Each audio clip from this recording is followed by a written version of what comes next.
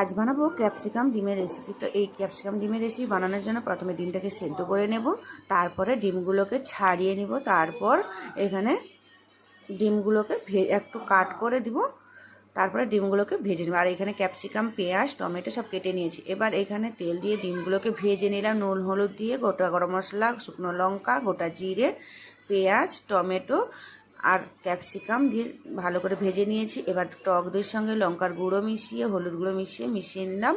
ব্যাস মশলা কষিয়ে ডিমগুলো দিয়ে উপর থেকে ধনেপাতা ছড়িয়ে নামিয়ে নিলাম। ব্যাস রেডি হয়ে গেল ডিম ক্যাপসিকামের রেসিপি। ভিডিওটি ভালো লাগলে একটা লাইক করে দিবে। আজকের মতো টাটা। সবাই খুব ভালো থাকবে, সুস্থ থাকবে, সাবধানে থাকবে।